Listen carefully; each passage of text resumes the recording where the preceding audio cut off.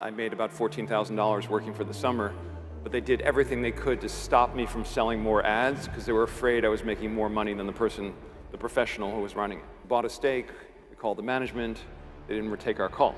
Sent an email, they didn't respond. Tell us about how you went in a Harvard basement and made what for a college kid was real money. So I went to work for Let's Go travel guides that were produced by Harvard students. I was an advertising salesperson, and they had designed the commission structure for less motivated people. I made about $14,000 working for the summer, but they did everything they could to stop me from selling more ads because they were afraid I was making more money than the professional who was running it. So it was an interesting life experience. And then I didn't know that kids had to pay taxes. So I took the $14,000 and I bought like the world's most incredible stereo, and then the tax bill came. So after college, making that good money before the IRS came, you got involved a little bit learning about finance and real estate? Yes, worked for actually my dad for a little under 2 years.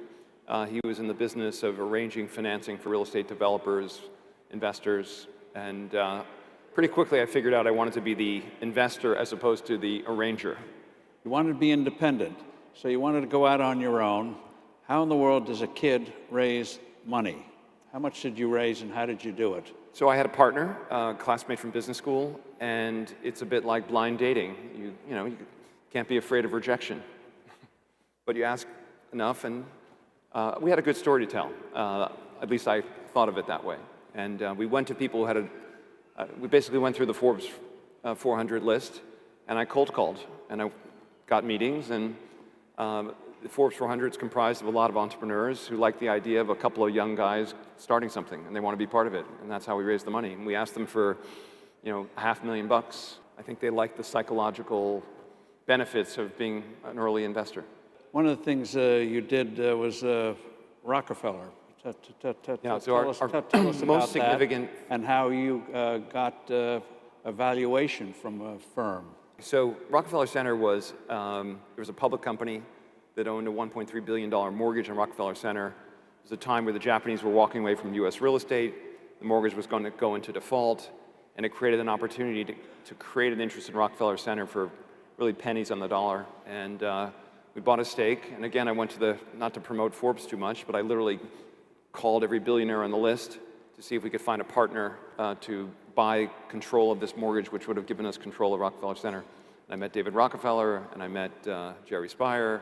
I met a guy named Joe Steinberg, and it ended up becoming very important to me.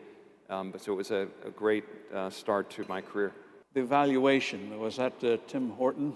Yes. So by the way, Tim Horton makes the best pod coffee, just for the record. Okay, that's good to hear, because we're still indirectly a shareholder. So basically, the first activist investment at Pershing Square was Wendy's. Actually, it was an article in Barron's saying how cheap Wendy's stock was, and it owned a company called Tim Hortons. And at the time, we bought 10% of Wendy's for a valuation of about $4.5 billion for the whole company.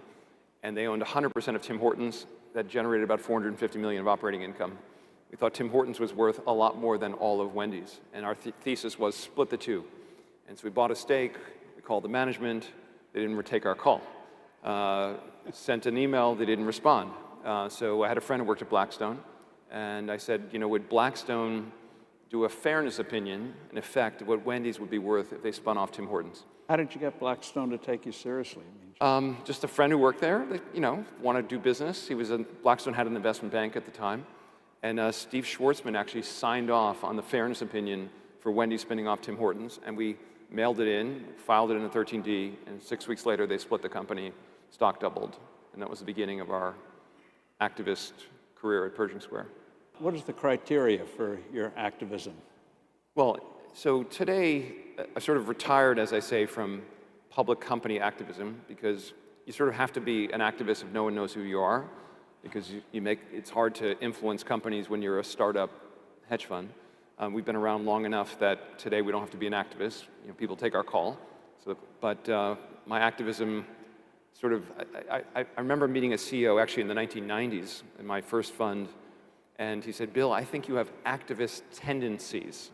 And he didn't mean it in a very positive way. I think actually activism is a very positive thing. But I would say on X, I've kind of transferred my activist tendencies. Yeah, if there's an issue I'm passionate about, I've always been a big free speech person.